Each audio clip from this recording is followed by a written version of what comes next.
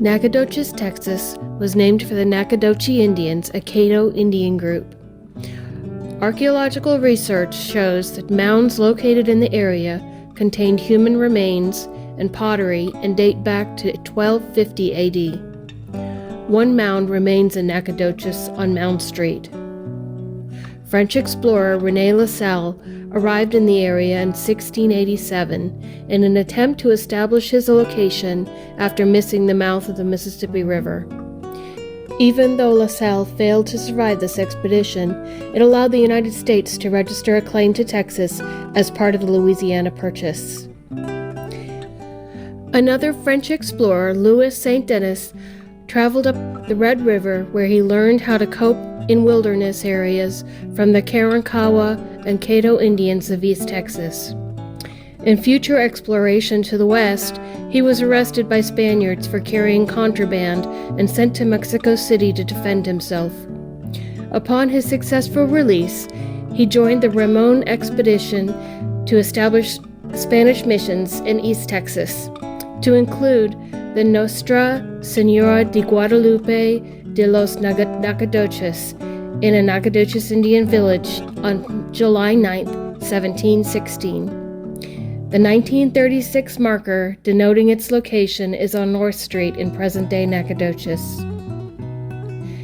In 1772, Viceroy Antonio Bucarelli declared the new regulations for presidios, which recommended the recall of all missions and forced settlers to San Antonio. Represented by Antonio Gil Ybarra, the displaced settlers, not finding favor with the residents of San Antonio, requested permission to return to East Texas. Ybarra was able to successfully relocate the settlers to Bucareli on the Trinity River. But after flooding and loss of cattle and horses, as well as the constant threat of attacks from the Cherokee Indians, Ybarra made the command decision to take the remaining settlers back to the Nacogdoches Mission in 1779. Ybarra laid out the town of Nacogdoches at the intersection of the old San Antonio Road and North Street, and constructed the first permanent structure there. The old stone fort, a reconstruction of the building, is located on the Stephen F. Austin University campus. Ybarra used it as a trading center in which he stored goods from the United States to trade to Indians for skins and hides. Since he was also the military and civil leader of the community, the stone house assumed a quasi-public character that it never lost. Ybarra faced accusations of smuggling in 1791 and was forced to leave Nacogdoches in 1796, but retained ownership of the stone house until he sold his interest to José Luis de la Baga in 1805. The stone house was a public meeting place and courthouse and a greeting station until it was demolished after housing a saloon in 1902. Nacogdoches was the location of many political and military activities.